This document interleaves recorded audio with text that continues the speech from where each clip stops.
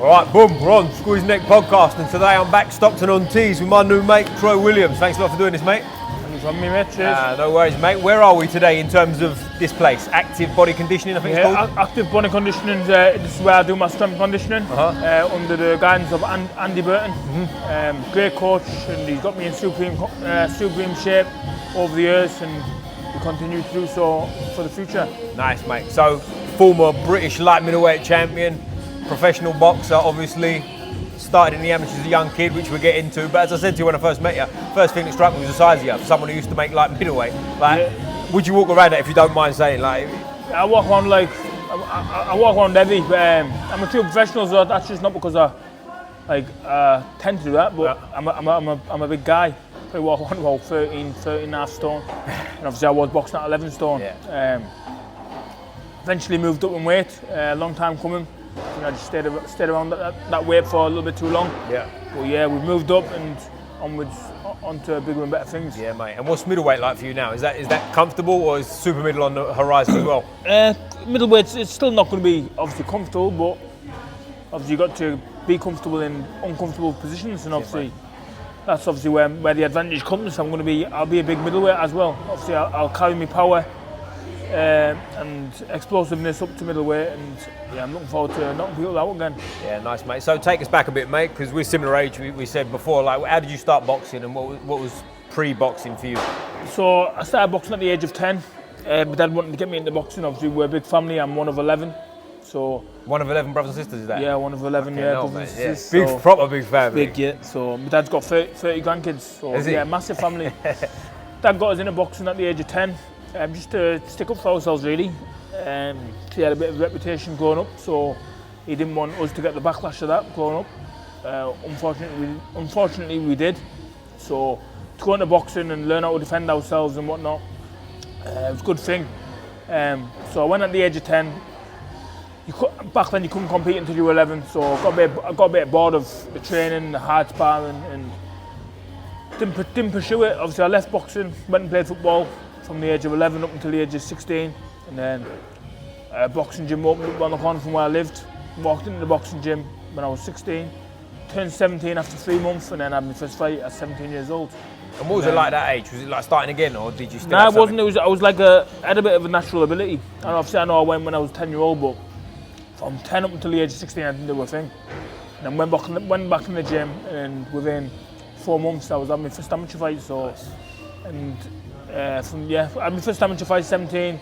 By the time I was 21, I was boxing for Team GB, so I caught up pretty quick.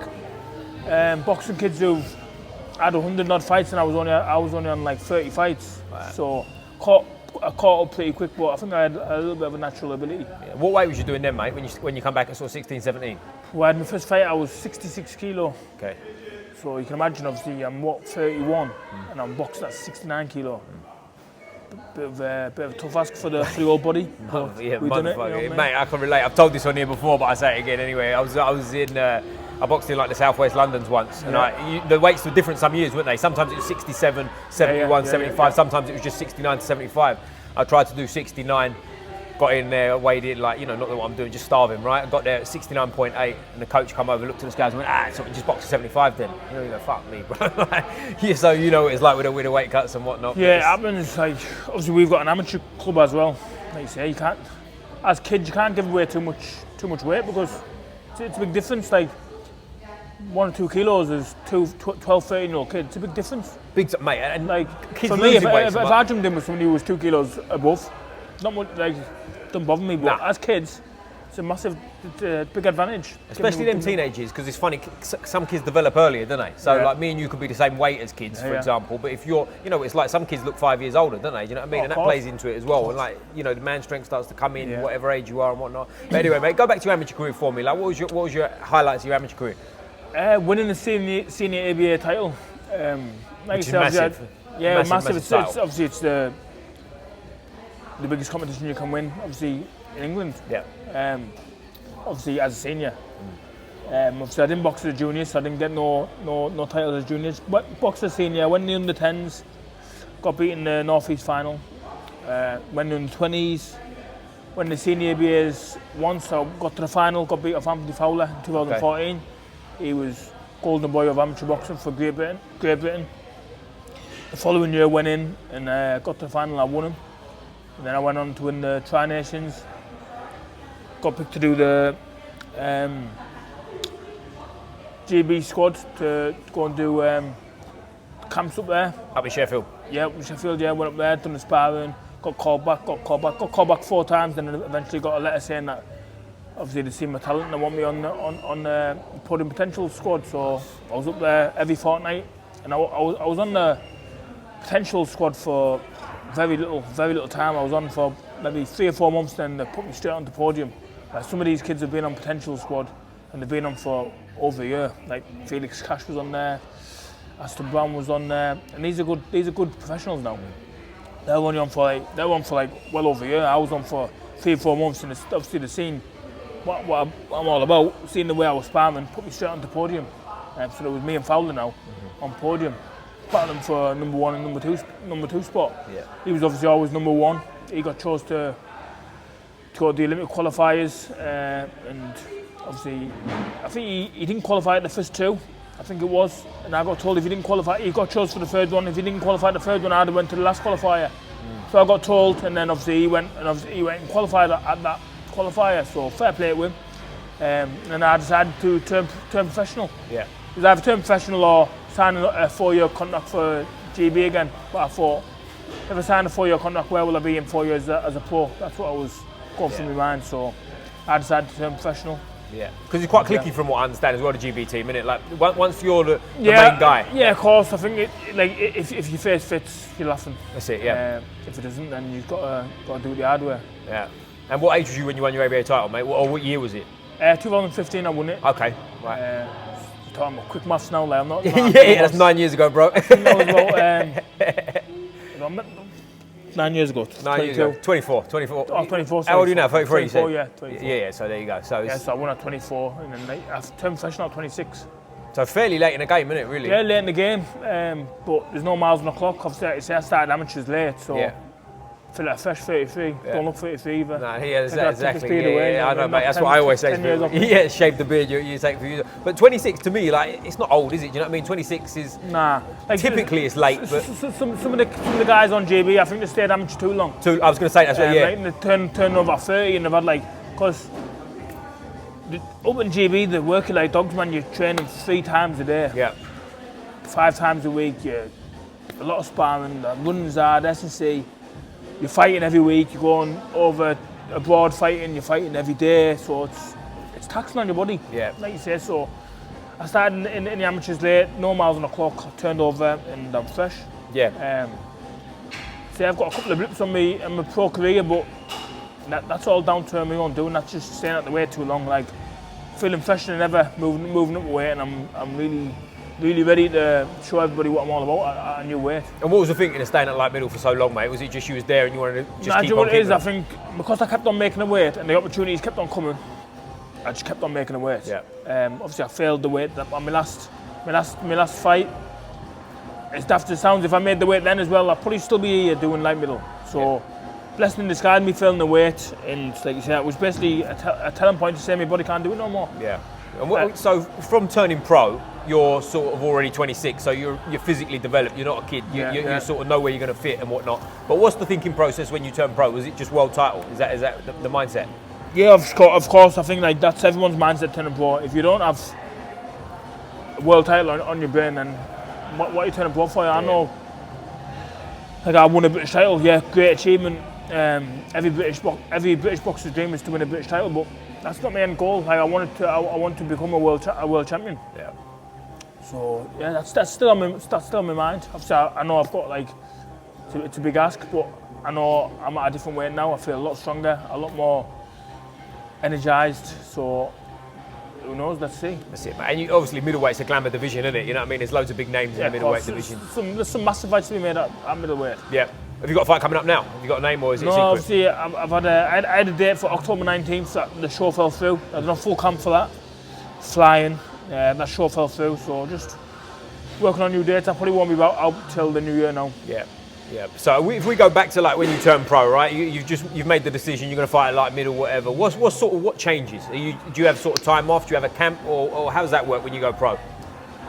Say that again. So like, you know, obviously in the amateurs you're training all the time, right? So it's like there's no rest really, is there? You have a rest week maybe here and there, but like when you turn pro, it's a bit more sort of camp orientated, isn't it? Like, but when you first turn pro, is it like that or not so much? Nah, like I live in the gym. I'm a true professional. That's all I do is box. So that's my only income. So I'm always in the gym. So if that phone rings, I only need like 4 or 5 weeks.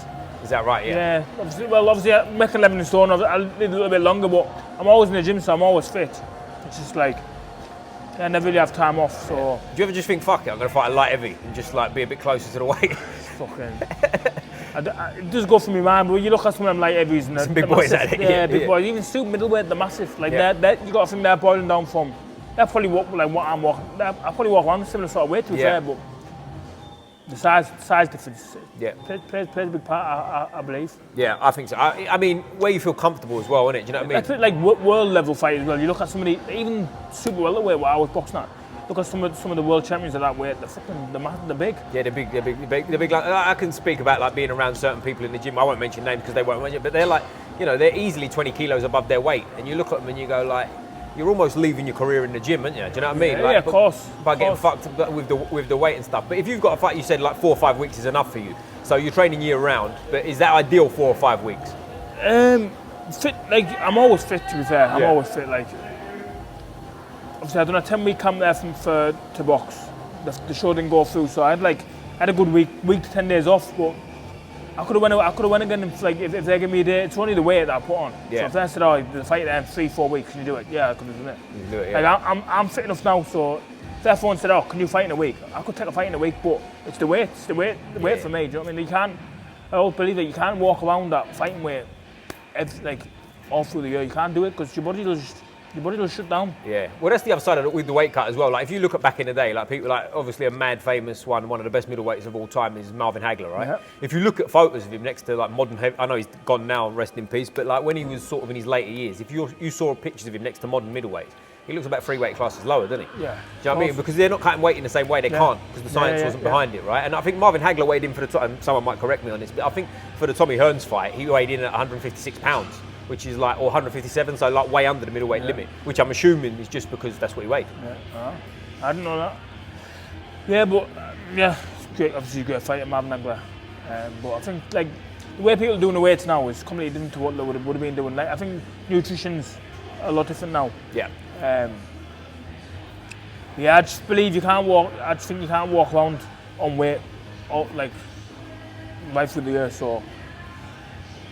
Yeah, it's just weight issue at the minute for me. Like I could be ready to box next week, but will I get the weight down? Maybe it's time to go cruiserweight, mate. See what happens. But if you go back to like when you turned pro, mate, like take us through your pro career. What was the steps? Obviously, you won a British title, which is major. Yeah, so turned pro. Obviously, I signed with MTK Global. And sorry to cut you off. Was you a full-time pro straight away? Yeah. Yeah. So that's a big difference, isn't it? Yeah, of course. Obviously, started the ad where I was selling tickets to box, selling tickets to pay for my opponent. I didn't have no promoter. Selling tickets, pay for my opponent, then whatever I sold after that went 50-50 with whoever put the show on. So you had to sell like 150, 200 tickets to get a couple £100. Hard work, like I'm blessed that I've got a good following. I've always had a good following. It's just 'cause I put myself out there, speak to people. I'm not an arrogant guy. Like I like mingling, meeting new people. So got a good following. But yeah, back at the start, selling tickets, I was managed by MTK Global, which is folded now. No promoter, so I think I had 3 fights and then got a call saying that Frank Warren might be interested in signing me. So signed with Frank Warren. Didn't do a great job with me, if I'm completely honest. Like, more probably that I'm based up in Darlington, small town, nobody really knows where Darlington is or where Middlesbrough is. So because I'm not in a big city, I just didn't get the opportunities that other fighters had. So I had to do it the hard way, just kept on knocking people out, knocked all these journeymen out. Built up a record, I think I had about 14-0 with 11, I drew me, on my 8th fight, I got slung in with meant to be a 50-50 fight against a kid called Jack Flatley, who I previously beat in the ABA final, boxing in Manchester. And that was meant to be live on TV, my first live on TV slot. It went beyond the main event, so all the judges and that went home. Mad, honest. So it was judged by the ref. Referee I heard was from his hometown or not far from his hometown. So 8 rounds, I put him down in the first round twice, and then from then on I think like it's on YouTube for anybody out there want to go and watch it. I think I dominated the fight. Probably lost maybe 2 rounds out of the 8. Yeah. Considering I put him down twice in the first, and the contest was scored a draw by the referee. Bit of a kick in the teeth. Felt like a loss to me, to be fair. And then obviously from then I went on to, I think I was 40-0, 1 draw, and I think I had 11 knockouts. Boxed for my first title. Boxed for the IBF European against a kid called Dario Socci, the Italian stallion. Is that his name? That's his actual nickname, is it? Fucking hell. A 10-rounder in London. Got the win on points. I stopped him in the 12th round. Good contest.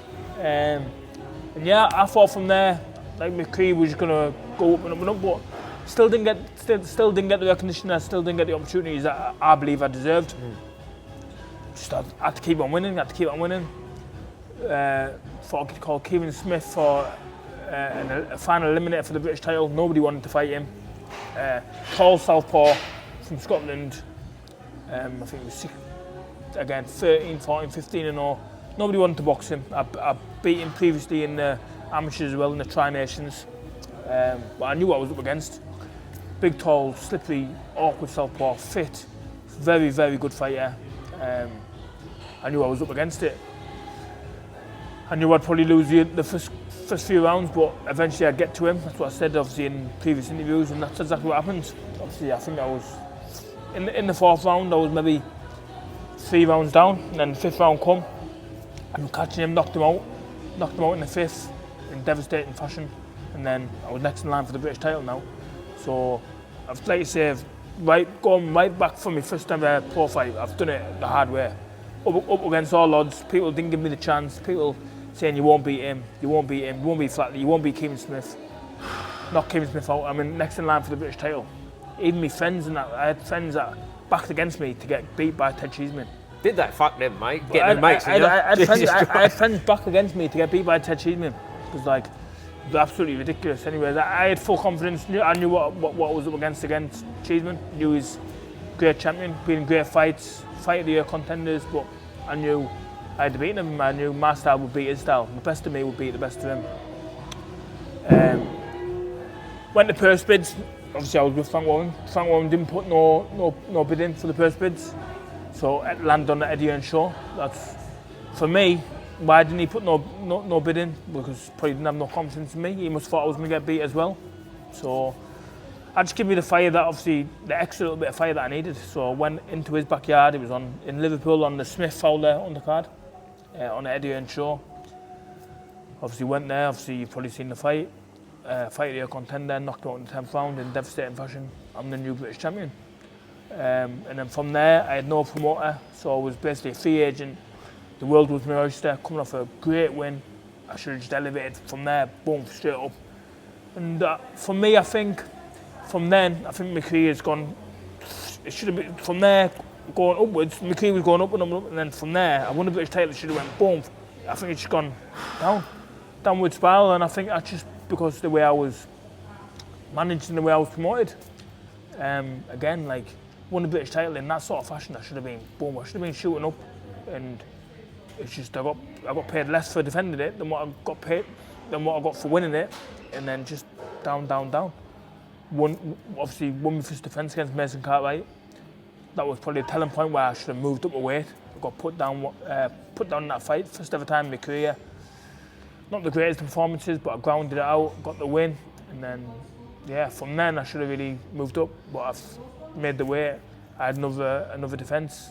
The opportunity was great, so I stayed at that weight, and yeah, lost it on my second defence, and then got a comeback win, and then lost 2 fights on the bounce from then. Mm-hmm. And what's the thinking with staying? I'm assuming it's because, like, for anyone who doesn't know, winning the Lonsdale belt outright, you defend it 3 times, you keep it forever, right? Yeah, you could defend it 3 times, you keep it forever. And was that in your mindset? Was that a big part of thinking to stay? Yeah, that was in my mindset. Yeah, because I'd love to win that British title that way. As much as I knew it was killing me to do the weight, I genuinely believe that I still would have defended 3 times, got the wins. So I genuinely thought I was the best in Britain. I thought I was, probably seen in interviews, that I thought I was the most avoided man in Europe. Like, nobody wanted to fight me at the time. At the time when people had seen me knocking people out, and knock Smith out, knock Cheatham out, the way I was knocking people out, it was scary. They was the heavy knockouts, and then they probably seen me fight against Mason Cartwright, and people had probably just clicked on and thought, like, this is, he's killing himself to do the weight now, so probably this is the time to fight him. And then people started wanting to fight, but I was happy that people wanted to fight. At the same time, it's like, I thought I deserved more. Should be getting paid more, should be on better, should be getting better opportunities, but at the same time, nobody wanted to fight. Now people want to fight, let's fight. Yeah. So. And is that affecting your career a little bit as well? Because you're in that kind of mindset of, fuck this, I'm not getting the opportunities I deserve, blah, blah, blah. Nah, I don't think so, no. Nah, don't think so. So when you go to middleweight, was it, because you hear that a lot, right, with people, they change weight divisions and they got sort of like a renewed sort of sense of oomph for their career. Did that come into play? Completely, like, completely, like, there's not going to be no stress thinking, stepping on these scales, I'm not going to. Like, I was making weight. Like, I was leaving the hotel room, knew I was on weight, but then still stepping on the scales thinking, like, what if these scales are wrong, do you know what I mean? Because that did happen. That did happen against me, Kevin Ajagio. I made weight in my hotel. Made weight. I literally changed boxer shorts and then walked down. Obviously, made weight, got towelled off, got dried, changed boxer shorts, walked down to get weighed in. And when I jumped on the scales, I was 0.5 over, and I thought, oof, I've just made weight in my hotel room, like, on proper scales. Yeah. So it was just the boxers. When I took the boxers off, boom, I was under. Oh, right. So, yeah, obviously now I've moved to the middle, like you said, there's that oomph there now. Like, I know I'm going to be, even, like, I don't know if I can get more fit. I was always super fit, but I'm going to be super fit there. The explosiveness is going to be back. I'm going to be back to knocking people. Last person knocked out, I think, was, when you look back on my record, last person knocked out was Polly Cheeseman. So I'm going to be back knocking people out. Like, so, yeah, the old Trojan's back. Bosh. And what's the immediate plans now, mate, at middleweight? Have you got a sort of a title, or maybe you can't speak about it, I don't know. Is there anything sort of like directly in line? I'd love to become a 2-time British champion. Yeah. That is the goal that I've set. But the main thing is just to get the ball rolling again, get back out, get a win, and then push straight on for chase these big guys down and own big fights. Yeah, because a lot of people like to do it the traditional way as well, don't they? British, European, Commonwealth, world. Does that matter to you, or is it world titles that be or end all? It's money at the end of the day. Like, whatever's paying the most. Whatever's paying the most. I'm at a stage in my career now where, like, I'm a decent name in British boxing. For blowing my own trumpet, so I can jump straight into a big fight maybe next. But for titles, obviously I need to get a win first. I need to get a win, then chase them down. So, like, there's some big fights out there at middleweight. Yeah, and obviously age-wise, you're essentially in your prime physically, right? Everyone's a bit different. Yeah, but like, do you have sort of a plan to get out the game, as like time-wise, or are you planning it by ear? Well, I've always looked after myself. I don't smoke. Obviously, I don't smoke, drink, take drugs. So I've always looked after myself. I'm a true professional. So I think I can be in the game for a few years, few more years. Obviously, I wouldn't like to be in the game like 37, 38, but yeah, look at Chris Eubank. He's just turned 35. I was up sparring him a few weeks ago, giving him like proper rounds, you know, like rounds that you pay to watch. So look at them guys, like. Still a few years and still a few big nights. Because he's an example as well. Like, I mean, I don't know him personally, you tell me, but he seems like the consummate professional, right? He don't go out drinking and doing his thing. He's like, you look at his body, obviously, 35 is different now, I think, isn't it? Like, if you go back to like, when we was kids. 35 isn't old now, is it? No, look at 50, like, obviously I know you're not going to box at 50, but 50-year-olds and they're still going out playing 5-a-side twice. 50-year-old is old. Yeah. Well, I was going to bring it up late, we might as well bring it up now, is my boxing sort of idol growing up, Mike Tyson, his fight. This will come out after. Now I know him, right? But he's 58 and he's about to fight Jake Paul. So, I think that's all to box. But if you look at like how he's handling himself, training, and what he is doing training, like he's not old. No. He obviously doesn't feel old. Nah. Doing obviously what he's doing and taking a fight on with Jake Paul. So. Yeah, 50. Because you see the clips, right, and you're like, obviously, of course, they're only showing you the good bits, aren't they? Yeah. But he's still throwing them punches at that speed and that power. I've spoken with Sam. Shout out Sam Mullins from Churchill's. We spoke about Sam Mullins, great guy. We spoke about it as well, and he was saying like, you know, I'm basically both obviously hoping, not that we're Jake Paul haters by any means, God bless him, but like, I think most people in the boxing community would hope Jake Paul gets his head bounced off the canvas, wouldn't they? Yeah, of course, because obviously I'm a massive Mike Tyson fan. That's what got me into boxing, but. Like Jake Paul looks good, and Jake Paul's young, he's fresh. Mike Tyson, for me, I think he's an old man doing boxing. I think the fight shouldn't happen. Yeah. If it's a legitimate boxing fight and there's going to be no rules where nobody can get knocked down, then I can see Jake Paul winning, if I'm completely honest, which obviously it would be devastating. Heartbreaking, it would be heartbreaking because, obviously I love Mike Tyson. He's got a prediction for that one or what? One of my heroes growing up. Predictions. Been saying it for a long time. I think Jake Paul will win. I hope I really hope he doesn't. Yeah. But I'm going Mike Tyson by vicious knockout. We'll see. Maybe we'll have a redo at some point and see if we got it right. But so, like you said, Mike Tyson was one of your heroes growing up. Like you was obviously similar age to me, growing up in the '90s, watching boxing and whatever. I was a bit, obviously you as well. We was a bit after Tyson's prime watching him, but like he was definitely my. Who else was about when you was watching boxing? Roy Jones Jr. Big fan of Roy Jones Jr. Miguel Cotto, I like. Sugar Shane Mosley. They're my favourite fighters. Mike Tyson, Mosley. Miguel Cotto, Roy Jones Jr. Yeah. Are you into martial arts at all, like mixed martial arts? Do you watch that at all, or no time? I used to watch mixed martial arts when Chuck Liddell was about. Rampage Jackson, I got you. Tito Ortiz. So obviously they're my three favourite UFC fighters, as you can tell. But don't really follow it as much now. Yeah, you got time, right? I guess. And it's like 4 a.m. Unless there's like a massive fight on, I'll watch it then. Sorry, we're in the way. Yeah. We're the live gym guys, so if people are about and we'll work on it. But we was talking on video then. That's all right. We're good. We're all good. We'll tag them in it. We'll tag them on the Instagram. But yeah, so like obviously going back to the days, like we're talking about Mike Tyson right now. As I say, we missed his prime because we're too young, right? But I'm a believer, and we spoke about this with Sam Mullins too. I'm a believer, and I'd like to hear your opinion on it. It's like when he was at his peak, I struggled. Well, you tell me. I struggled to see anyone would have ever beaten him in his prime. Oh, of course, he was just.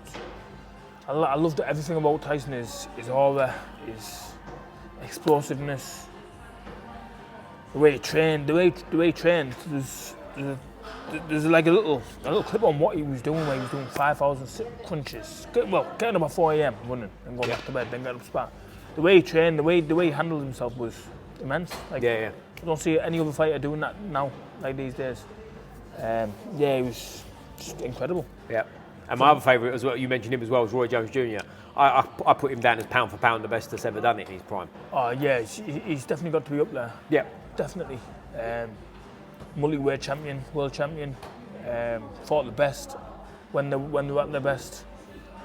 So great fighter. Yeah, and he's obviously been like he coached Chris Eubank, who you sparred with and whatnot. Like, I'm assuming he wasn't around when you was doing that. No, I wasn't around. Obviously, I've done a bit of sparring with Eubank before. Bomac was training him. First time I sparred him, who trains Terence Crawford, and then last time I sparred him, Jonathan Banks was over. So. Because what's the deal now with Bomac? Because last time he was with Eubank, didn't he have a gun problem or something? He brought a fucking gun to Heathrow or something stupid, didn't he? Brought a gun over here, but then as he was leaving with the gun, got caught with it. So he got it here? I don't know how he got it here. I don't say much for security, does it? Fuck me. Yeah, is that what he did? Yeah. So what's the deal now? Can he come here or what?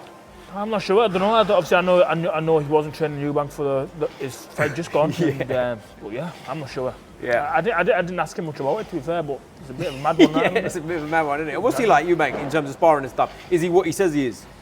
Is he what? Is he what, like, is he the real deal? He's good. He's good. Explosive. Yep. He's good and he's explosive. Can he win a world title? Can he win a world title?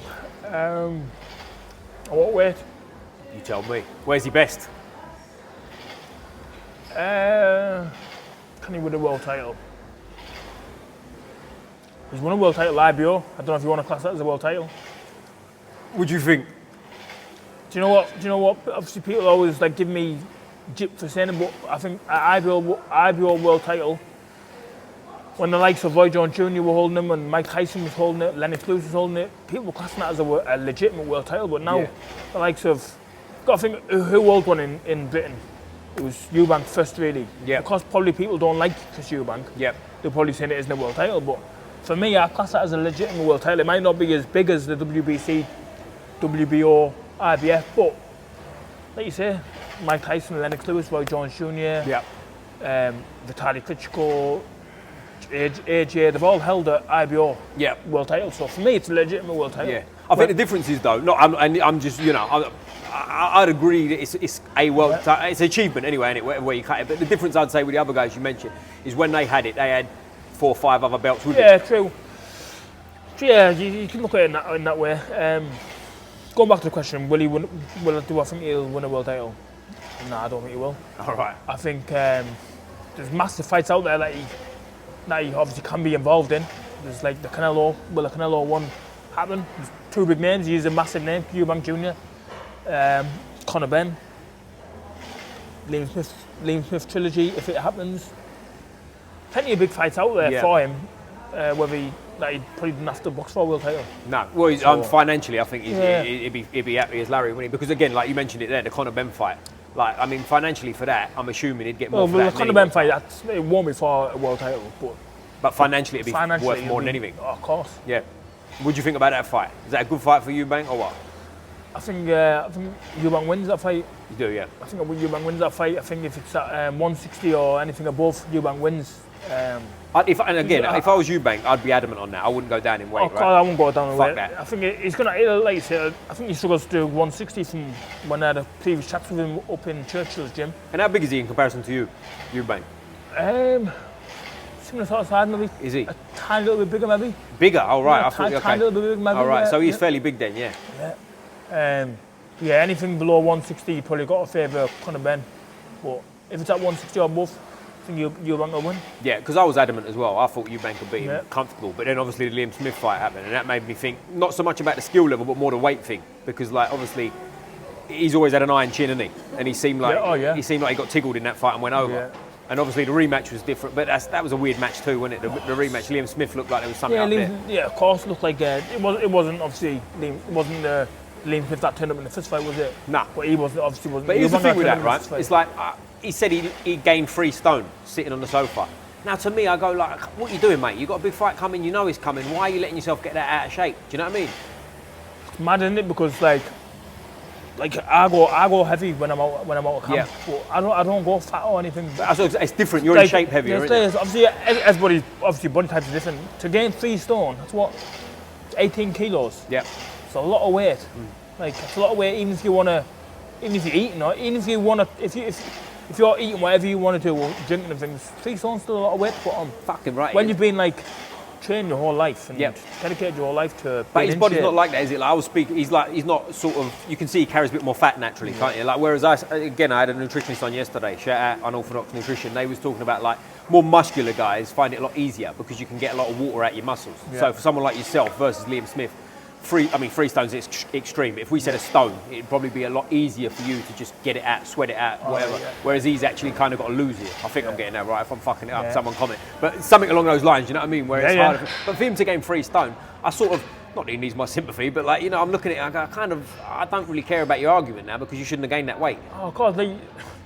I've never once, like I say, obviously, I've never once come out publicly and said, I've lost that fight because I couldn't make the weight or killed myself to make weight.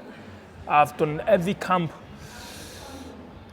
at the most I could do, 100% dedicated, always gone through camp thinking I was going to do the weight comfortable, perform at my best. The last one that I failed the weight on, so like people were giving me sticks in. We had to do a check weight a week before. I made the check weight, but I had to cut weight from the check weight. What's the check weight? Check weight was, you can't be over 3% of your body weight. So not much, is it? So it's not much at all. So I weighed more than the check weight the week before. I made the check weight, but I had to cut weight for the check weight. Yeah. And you got to think I'm still a week out of the fight, so I've got to put the fluids back in and drink. And then by the time I had to make weight, I weighed more than what I did on the check weight. And what is that? Just people that don't know what they're talking about, like just because obviously checking boxes. Not because people were saying that like I've filled weight on purpose to try and give me the advantage. Like obviously people who don't know me people don't know what us professional boxers go through or us professional athletes go through making weight. That was to box for a British title again. Why would I do that? Yeah. Like why would I fill weight intentionally? Do you know what I mean? Because then you're not getting the title. I've never made weight. I've never failed weight. How many times I've made it? 7, 8 times previously. Yeah. Always made weight. Yeah. True professional. People saying I've failed weight intentionally try and give me the advantage. A lot of bollocks. The board was in touch with me saying, well, he's made the check weight, but how come he's failed the pot weight? But obviously, like you say, I made check weight. I had to cut weight for it, put the fluids back in, have my food, and then by the time I've actually had to make weight, couldn't come back off. Can't be good for you, can it? Couldn't come back off. So like, I had a bit of a scare trying to make the weight. And like obviously I had good job. I had my nutritionist with me. Shout out to Pete Bell Nutrition, because if he wasn't there with me, I'd have made the weight. And it could have been vital. Well, you hear about things, don't you? Like certain things. There was a guy recently. I don't know. Well, I say recently. It's probably about 3 years ago now. But an MMA fighter in Brazil who died cutting weight because he's just. You know, I mean, I'm assuming he's just starving himself and dehydrated. You know what I mean? It could, like you see, it could be dangerous. Obviously, thankfully, nothing seriously happened to me, and thankfully, I wasn't allowed to make the weight because I might not have seen the 12th round if I did. Dangerous sport, man, isn't it? Of course, it's like all kinds of things happen. People don't see this. Obviously, people just see you stepping on scales and going to fight night. People don't see all the sacrifices you've got to missing birthdays, missing your son's birthday, missing your missus' birthday, missing that wedding. People don't see all that. People just see you in the ring and how you perform. And and it's the health stuff around it. If you get knocked out, people are quick to make memes, and do you know what I mean? Like, mate. Well, Big Fraser Clark recently, right? He got hurt, didn't he? And like, he's I don't know what exactly happened, but something with his jaw. He had like his fractures and all that business, and he had to go and get sorted. But people don't see that, do they? Like, they see the fight and they go, "Oh shit," and whatever. But then it's not only the fight that he's lost, which obviously mentally he's gutted for.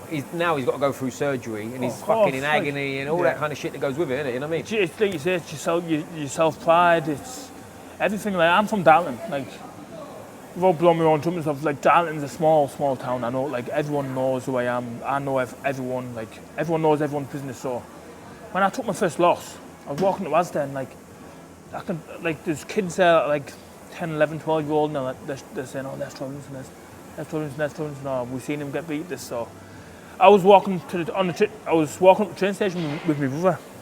I was in Newcastle, walking through Newcastle, going to the train station. Some Asian guy walking past me, he's just walking past, muttering Josh Kelly, muttering Josh Kelly's name, like, because he's seen me walking beside him, and I thought, you know what I mean? I could have just slapped him up beside the head, but for me, like, it's mad. I find it funny. For me, like, I'm quite thick-skinned. I've got a group chat with the lads. I'm in a couple of group chats where they're constantly giving you a stick. I could go and run a 5k in 19 minutes, and somebody will say, it's not fast enough. I'm constantly getting a stick in group chat, so if my mates are giving me stick, and I can take it, it doesn't really bother me. So when people are giving me stick who I don't even know, it goes through one ear and out the other. Like, and also, listen, people that don't train, their opinion is below irrelevant, because at the end of the day, like, he couldn't do one fucking day in your training camp, could he? Do you know what I'm saying? How would he do? Put the gloves on and go in front of someone and spar? Come on. It's always people that have never laced up a pair of gloves or anything, or they've never done any bit of training that are quick to give somebody. Of course they are, because they don't get it. Like, a fighter's not criticising another fighter, are they? Unless you've got a personal issue, you hear it. But like, you know what I mean? Like, if me and you know, we're both boxers or whatever, and like one of us gets knocked out and one of us wins, it is what it is, isn't it? Do you know what I mean? Like, we both understand the score. We both, but you know, you get some silly little dickhead. What was it, Newcastle? So shout out to the Newcastle dickhead, whoever you are. You know who you are. But like, so all this nowadays, obviously, like the money's coming in with the Saudi stuff, right? Riyadh season and all this business. Have you had any contact with that at all? Have you been? No, I've not. No. I'm still waiting for my. You know what I mean? Still waiting for the Saudi. Still waiting for the phone call, but again, going back to these big fights in 1 Street, there's plenty of big fights out there that could potentially land on one of these Saudi cards. And people won't look and think, why is that on there? Do you know what I mean? Like, nah, not now. Everybody knows, like, I'm an entertaining fighter. Give the fans the money's worth. I've got a fan-friendly style, so people want to see me on TV.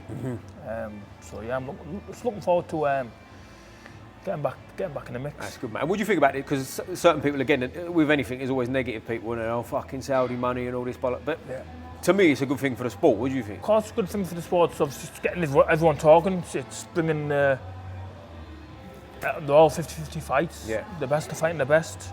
It's probably the only time if we're ever going to see Anthony Joshua, Tyson Fury, it's because of Saudi. Cool. Especially now. Now they've had some losses. There's fights that have happened that would never have happened if it didn't have His Excellency Turki Al-Sheikh behind it. All this Saudi Riyadh season. Yeah, of course. Of course. And I'll tell you why I bring it up as well, because one of the things that makes me think, if they keep bringing out this like undisputed belt, don't they? Yeah. Which my thinking of it and hope, I guess, in a way as well, is that they kind of become the world title. Because like, you know, one champion matters, doesn't it? Do you know what I mean? Like, obviously, when you was British champion, there was no IBO British champion over here and a different... you was the British champion, do you know what I'm saying? And I think, to me, I know it's old school, but it should be like that for world titles. If you're the world champion, you should be the guy. Yeah, do you know because what I mean? you've got one guy who's got 3 belts, one guy who's got 1 belt. Well, they're the 2 best in the division. Yep. Box off to see who's actually But it can get worse than that. It can best. have 4 guys.